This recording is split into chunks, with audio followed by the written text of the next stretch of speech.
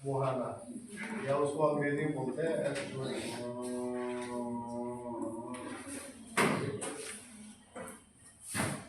Estuary क्यों बनती है। और जो भी पश्चिम की ओर गिरती है,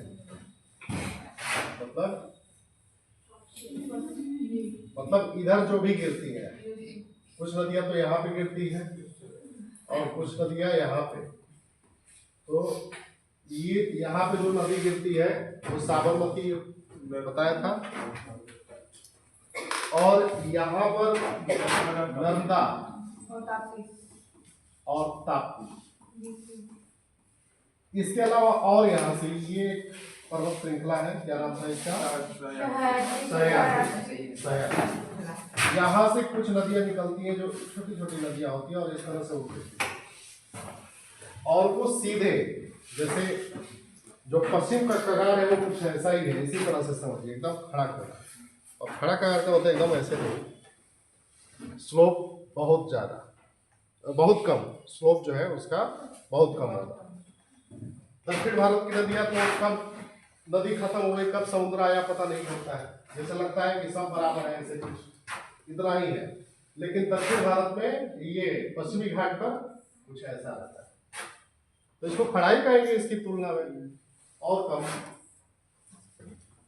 तो जो नदी गिरी वो सीधे उसका बहाव ऐसे करके गिरती है, तो जहां गिरती है वो कटाव करती है, कटान करती है, और जो भी चीजें होती है वो सब नीचे चली जाती है, उसको डेल्टा बनाने का मौका नहीं। सर ये जो दक्षिण भारत में नदी है समुद्र में नहीं डायरेक्ट, हाँ, तो नदियाँ तो अपना वहन करके ले जाते हैं, मिट्टी बालू जो भी कम मिलता है ना, इस पर से जाएगी। हाँ, तो जब गिरता है वहाँ पे जिसका मुहाना होगा, जो मिडिल पॉइंट होगा, तो वहाँ तो धीरे धीरे लंबे टाइम के बाद वो भर जाता होगा ना। नहीं भरता है, समुद्र की भी अपनी क्रिया होती है, वो मिट्टियां अंदर चलती चली जाती हैं, और मिट्टी जाती ही कहाँ है, क्योंकि उनका जो रास्ता है वो कंकरीली पथरीली है, पठारी क्षेत्रों से जाता है। आप नर्मदा ताप्ती अगर उधर कभी जाए भेड़ा घाट, तो लगेगा कि ये किसमें बह रही है, तो पत्थर वाली भूमि में बह रही है। कई बार वो पत्थरों की सीढ़ियों से वो उतरती है। बीच में न्यूज में आ रहा था एक हफ्ता में कि फैल रहा है, जो हम लोगों का एरिया है तो कुछ किलोमीटर तो फैल गया है, क्या जो क्षेत्र है, जो एरिया है मिट्टी का, वो बढ़ गया है।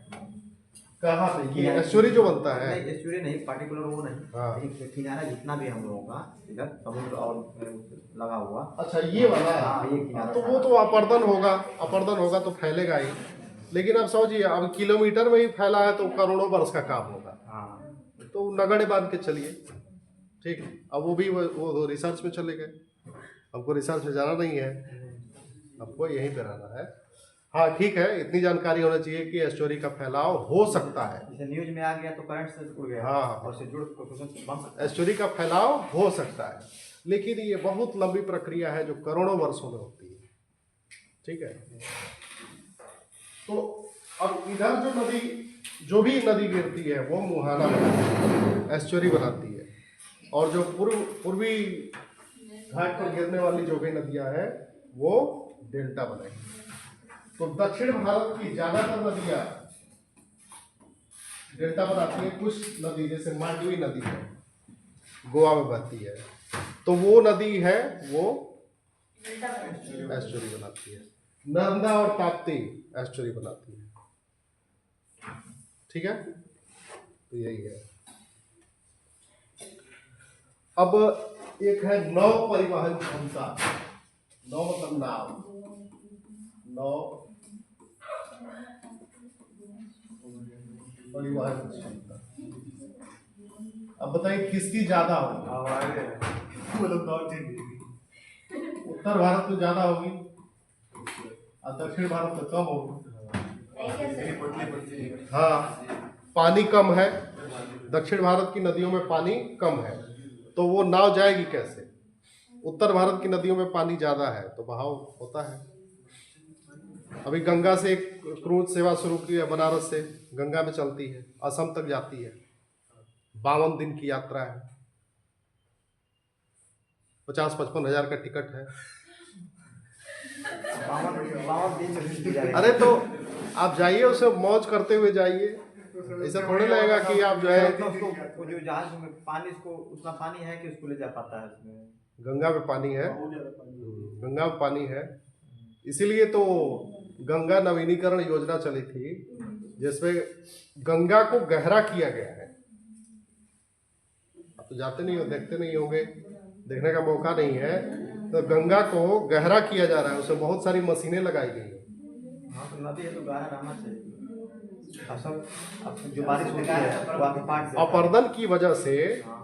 और सहायक नदियों के द्वारा ज़्यादा से ज़्यादा मात्रा में सिल्ट और गाद छोड़ने की वजह से उसकी गहराई घट गई है, उथला हो गया है। इसलिए बाढ़ भी ज़्यादा आता है। हाँ, तो जो भी ये वाटर रिवर टूरिज्म है वो उसकी संभावना खत्म हो गई, तो इसलिए ये सर वो प्रोजेक्ट चलाना चाहिए गहरा करने। नमामि गंगे योजना, मिट्टी है नाम सुने ना, नमामि गंगे योजना। तो नमामि गंगे योजना में एक डिसिल्टेशन करके कार्यक्रम था, सिल्ट मुक्त करना, गाद मुक्त करना, मतलब मशीनें, बड़ी बड़ी मशीनें डाल करके उसकी गहराई को और बढ़ाया जा रहा है ताकि बहाव क्षेत्र ज़्यादा हो और उसमें ज़्यादा बहाव। तभी तो उसमें नाव चल पाएगी। नॉर्थ इंडिया में कोई एस्ट्यूरीज उतना ही नहीं होगा, हाँ? कोई एस्ट्यूरीज ही नहीं होगा। नहीं नहीं, और दक्षिण भारत, अब प्रायद्वीपीय भारत, दक्षिण भारत और उत्तर भारत तो कोई भौगोलिक शब्द नहीं है, भौगोलिक शब्द ये है नहीं। भौगोलिक शब्द क्या है? हाँ, पेनिसुलर या प्रायद्वीपीय भारत और उत्तर और गंगा का मैदान। हाँ,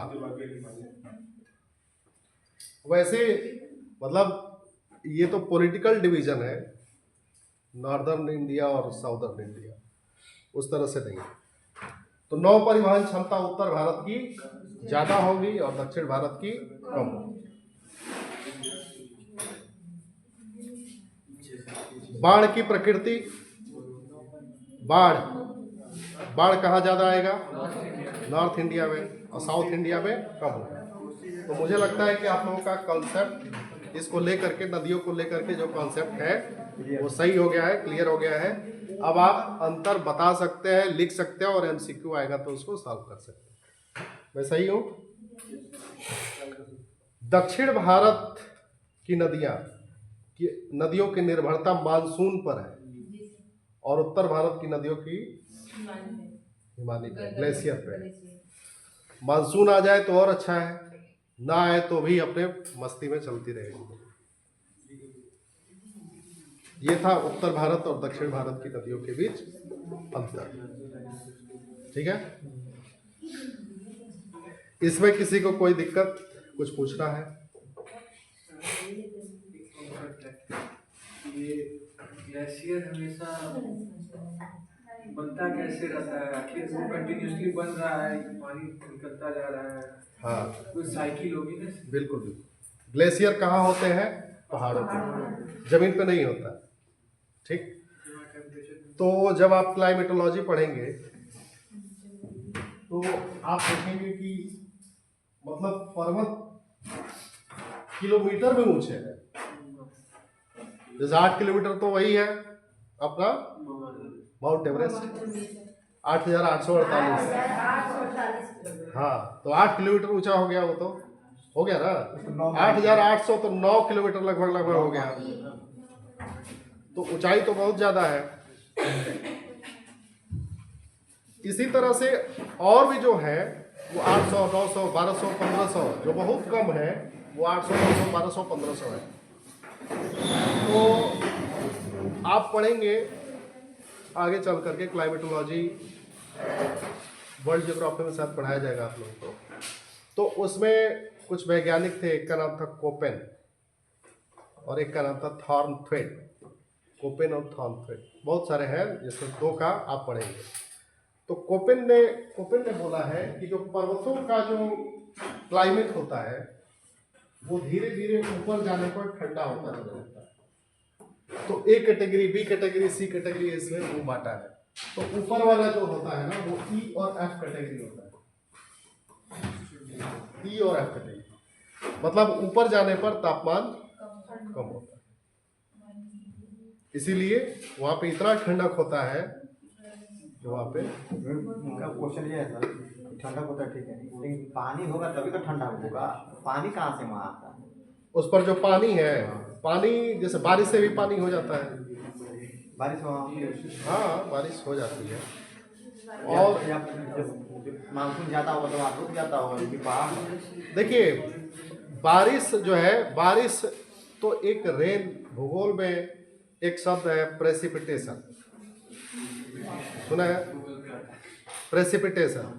तो प्रेसिपिटेशन मतलब वर्षण, हिंदी में उसको बोलते हैं वर्षण, वर्षा नहीं, वर्षण, प्रेसिपिटेशन। तो प्रेसिपिटेशन का उसमें अर्थ, अभी भी प्रेसिपिटेशन हो रहा है, हो रहा है ना? आप लोग आए होंगे तो महसूस होता होगा हाथों पे थोड़ा थोड़ा बहुत ठंडा ठंडा कुछ गिरने टाइप का। तो उससे भी तो पानी आ रहा है। अगर सबको इकट्ठा कर दे तो कई किलो लीटर होता होगा वो, ऐसे फैला हुआ है तो पता नहीं चल रहा है। तो जो भी ड्रिजलिंग हुआ या रेनिंग हुआ या शीत के भी रूप में, फॉग के रूप में या ह्यूमस के रूप में, ये सब प्रेसिपिटेशन हो रहा है, इसी से बन रहा है। सर यानी वहाँ पे ऊपर कंडेंसेशन की प्रोसेस होती होगी, जैसे हाँ। वेपर से वाटर हो नहीं पाता होगा, फ्रीजिंग पॉइंट जाते हैं। हाँ, वहाँ पे फ्रीजिंग है, बस ये कि वहाँ पर रेन नहीं होता है। बाकी ह्यूमिडिटी वहाँ कहाँ जाएगी? उस एरिया की पूरी ह्यूमिडिटी कहाँ जाएगी? वो ग्लेशियर में फॉर्म हो रही है।